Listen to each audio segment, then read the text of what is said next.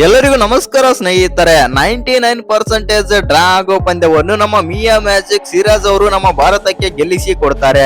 ಹೌದು ಸ್ನೇಹಿತರೆ, ಭಾರತ ಮತ್ತು ಶ್ರೀಲಂಕಾ ನಡುವೆ ನಡೆದಂತ ಮೊದಲನೇ ಅಭ್ಯಾಸ ಪಂದ್ಯದಲ್ಲಿ ನಮ್ಮ ಭಾರತ ತಂಡ ಭರ್ಜರಿಯಾಗಿ ಆದ್ರೆ ಗೆದ್ದಿದೆ.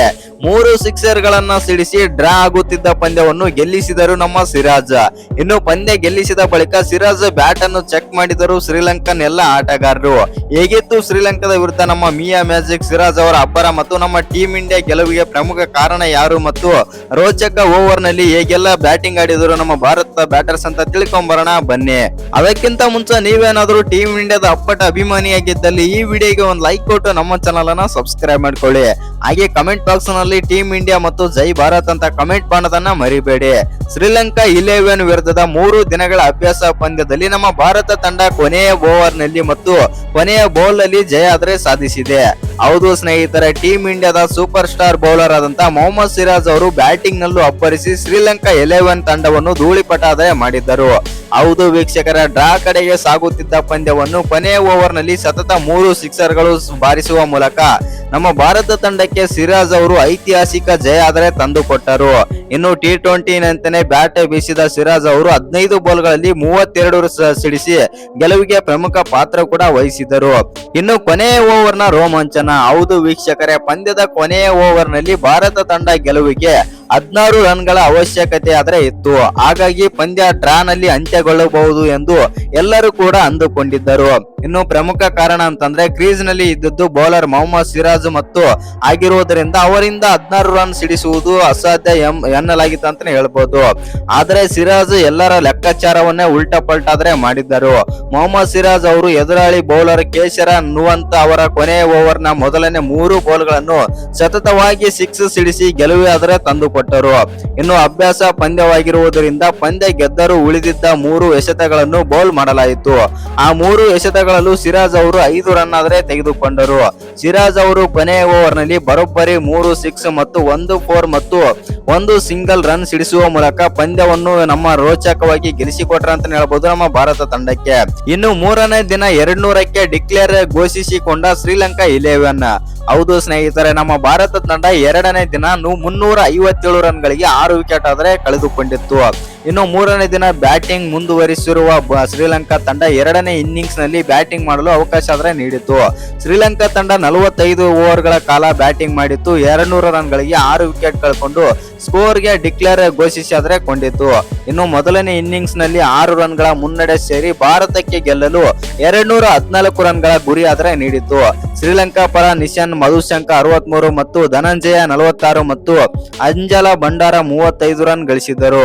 ಇನ್ನು ಭಾರತದ ಪರ ಗುರ್ನೂರ್ ಬ್ರಾರ್ ಹಾಗೂ ರವೀಂದ್ರ ಜಡೇಜಾ ತಲಾ 2 ವಿಕೆಟ್ ಪಡೆದರೆ ಸಿರಾಜ್ ಮತ್ತು ಪ್ರಸಿದ್ಧ ಕೃಷ್ಣ 1 ವಿಕೆಟ್ ಆದ್ರೆ ಪಡೆದರು. 207 ರನ್ಗಳ ಗುರಿ ಬೆನ್ನಟ್ಟಿ ಗೆದ್ದ ಭಾರತ. ಹೌದು ವೀಕ್ಷಕರೇ, ಶ್ರೀಲಂಕಾ 3ನೇ ದಿನ 45 ಓವರ್ಗಳ ಕಾಲ ಬ್ಯಾಟಿಂಗ್ ಮಾಡಿ ನಮ್ಮ ಭಾರತ ತಂಡಕ್ಕೆ 45 ಓವರ್ಗಳಾದ್ರೆ ನೀಡಿತು. ನಮ್ಮ ಭಾರತ ತಂಡ ಕೊನೆಯ 45 ಓವರ್ಗಳಲ್ಲಿ 208 ರನ್ ಆದ್ರೆ ಗಳಿಸಬೇಕಿತ್ತು.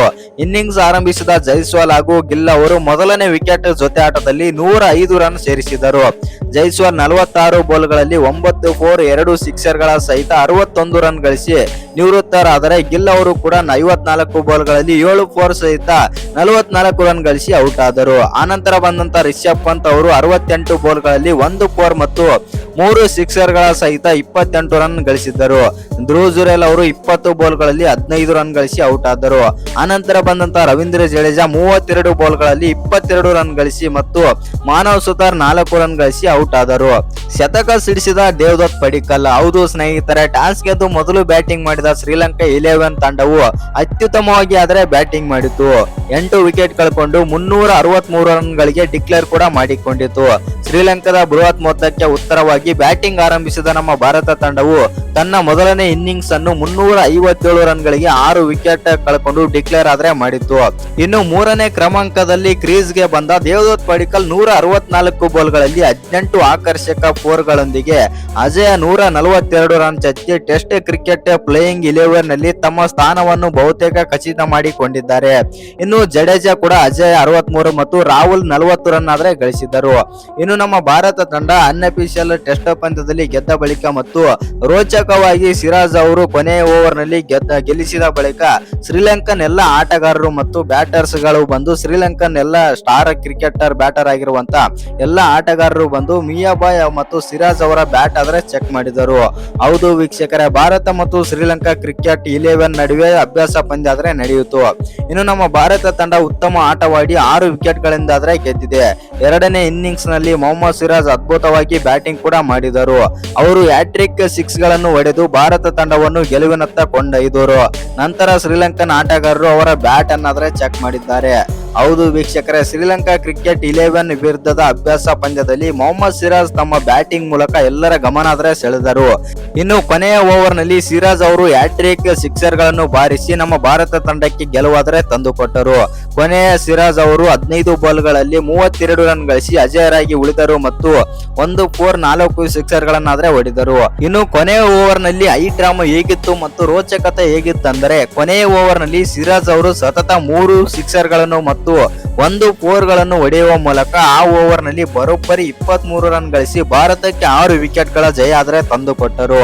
ಸಿರಾಜ್ ಅವರ ಬಿರುಗಾಳಿ ಇನ್ನಿಂಗ್ಸ್ ನಂತರ ಶ್ರೀಲಂಕನ್ ಆಟಗಾರರು ಅವರ ಬ್ಯಾಟ್ ಅನ್ನು ಚೆಕ್ ಮಾಡಲಾದ್ರೆ ಮುಂದಾದರು. ಒಬ್ಬ ಆಟಗಾರ ಇನ್ನೊಬ್ಬರ ಬ್ಯಾಟ್ ನೋಡುವುದು ಸಾಮಾನ್ಯ, ಅದರಲ್ಲೂ ಸ್ಟಾರ್ ಬ್ಯಾಟರ್ ಬಳಸುವ ಬ್ಯಾಟ್ ಚೆಕ್ ಮಾಡಲು ಉಳಿದ ಆಟಗಾರರು ಬರುತ್ತಾರೆ.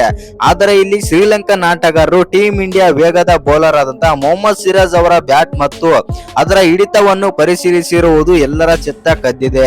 ಹೌದು ವೀಕ್ಷಕರೇ, ಭಾರತ ತಂಡಕ್ಕೆ ಸೇರಿದಾಗಿನಿಂದ ಮೊಹಮ್ಮದ್ ಸಿರಾಜ್ ಅವರು ಬ್ಯಾಟಿಂಗ್ ನಲ್ಲಿ ಗಮನ ಸೆಳೆಯುತ್ತಾನೆ ಇದ್ದಾರೆ. ಇನ್ನು ಸಾಮಾನ್ಯವಾಗಿ ಪ್ಲೇಯಿಂಗ್ 11 ನಲ್ಲಿ ಬ್ಯಾಟ್ ಮಾಡುವ ಅವರು ಒತ್ತಡದಲ್ಲಿ ಸ್ಪಿನ್ ಬೌಲರ್ ಗಳ ವಿರುದ್ಧ ಉಪಯುಕ್ತ ರನ್ ಗಳಿಸಬಲ್ಲರು ಎಂದು ತೋರಿಸಿದ್ದಾರೆ. ಈ ಫಾರ್ಮ್ ಮುಂದಿನ ಟೆಸ್ಟ್ ಸರಣಿಯಲ್ಲಿ ಭಾರತಕ್ಕೆ ಮುಖ್ಯವಾಗಬಹುದು.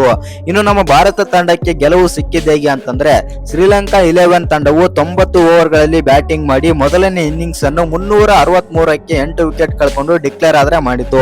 ಇನ್ನು ಮೊದಲನೇ ಇನ್ನಿಂಗ್ಸ್ ನಲ್ಲಿ ನಮ್ಮ ಭಾರತ ತಂಡ 90 ಓವರ್ ಗಳಲ್ಲಿ 357 ರನ್ ಗಳಿಸಿ 6 ವಿಕೆಟ್ ಕಳ್ಕೊಂಡಾದ್ರೆ ಡಿಕ್ಲೇರ್ ಆದ್ರೆ ಮಾಡಿತ್ತು. ಆನಂತರ ನಮ್ಮ ಶ್ರೀಲಂಕಾ ತಂಡ 45 ಓವರ್ ಗಳಲ್ಲಿ 200 ರನ್ ಗಳಿಸಿ 6 ವಿಕೆಟ್ ಕಳ್ಕೊಂಡು ನಮ್ಮ ಭಾರತ ತಂಡಕ್ಕೆ 45 ಓವರ್ ಗಳಲ್ಲಿ 214 ರನ್ ಗಳಿಗೆ ಟಾರ್ಗೆಟ್ ಆದ್ರೆ ನೀಡಿತ್ತು. ಇನ್ನು ನಮ್ಮ ಭಾರತ ತಂಡ ಈ ಟಾರ್ಗೆಟ್ ಅನ್ನ ಈಸಿಯಾಗಿ ಆದ್ರೆ ಚೇಸ್ ಮಾಡಿತಂತಾನೆ ಹೇಳ್ಬೋದು. ಆದ್ರೆ ಸ್ವಲ್ಪನೂ ಕೂಡ ಕಷ್ಟ ಇತ್ತಂತಾನೆ ಹೇಳ್ಬೋದು. ಏಕೆಂದ್ರೆ ಕೊನೆಯ ಓವರ್ ನಲ್ಲಿ 16 ರನ್ ಆದ್ರೆ ಬೇಕಾಗಿರುತ್ತೆ. ಆದ್ರೆ ಮೊಹಮ್ಮದ್ ಸಿರಾಜ್ ಅವರು ಮಾಡಿದ ಆ ಮಿರಾಕಲ್ ಇಂದಾಗಿ ಈ ಪಂದ್ಯ ಆದ್ರೆ ಗೆಲ್ಲಲು ಸಾಧ್ಯವಾಯಿತು ಅಂತಾನೆ ಹೇಳ್ಬೋದು. ಹೌದು ವೀಕ್ಷಕರೇ, ಭಾರತದ ಪರ ಮೊಹಮ್ಮದ್ ಸಿರಾಜ್ ಅವರು ಬೌಲಿಂಗ್ ನಲ್ಲಿ ಹೆಚ್ಚು ಪ್ರಭಾವ ಆದ್ರೆ ಬೀರಲಿಲ್ಲ. ಇನ್ನು ಮೊದಲನೇ ಇನ್ನಿಂಗ್ಸ್ ನಲ್ಲಿ 13 ಓವರ್ ಗಳಲ್ಲಿ 44 ರನ್ ಆದ್ರೆ ಬಿಟ್ಟು ಕೊಟ್ಟು ವಿಕೆಟ್ ಪಡೆಯಲೇ ಇಲ್ಲ. ಎರಡನೇ ಇನ್ನಿಂಗ್ಸ್ ನಲ್ಲಿ 8 ಓವರ್ ಗಳಲ್ಲಿ 25 ರನ್ ಕೊಟ್ಟು 1 ವಿಕೆಟ್ ಆದ್ರೆ ಪಡೆದರು. ಇನ್ನು ನಮ್ಮ ಭಾರತ ಮತ್ತು ಶ್ರೀಲಂಕಾ ತಂಡಗಳು ಆಗಸ್ಟ್ 15ರಿಂದ 2 ಪಂದ್ಯಗಳ ಟೆಸ್ಟ್ ಸರಣಿ ಆದ್ರೆ ಆಡಲಿವೆ. 2 ಪಂದ್ಯ ಆಗಸ್ಟ್ 23ರಂದು ನಡೆಯಲಿದ್ದು ವಿಶ್ವ ಟೆಸ್ಟ್ ಚಾಂಪಿಯನ್ಶಿಪ್ ಗೆ ಈ ಪಂದ್ಯಗಳು ಮುಖ್ಯವಾಗಲಿವೆ. ಇನ್ನು ಸಿರಾಜ್ ಬಗ್ಗೆ ನಿಮ್ಗೆ ಏನೆಲ್ಲ ಅನ್ಸುತ್ತಂತ ಕಮೆಂಟ್ ಬಾಕ್ಸ್ ನಲ್ಲಿ ಕಮೆಂಟ್ ಮಾಡೋದನ್ನ ಮರಿಬೇಡಿ. ಹಾಗೆ ಇನ್ನು ಯಾರ ಚಾನಲ್ ಗೆ ಸಬ್ಸ್ಕ್ರೈಬ್ ಮಾಡ್ಕೊಂಡಿಲ್ಲ, ಸಬ್ಸ್ಕ್ರೈಬ್ ಮಾಡ್ಕೊಂಡು ಬೆಲ್ ಐಕಾನ್ ಅನ್ನ ಆಲ್ ಇಟ್ಕೊಳ್ಳಿ.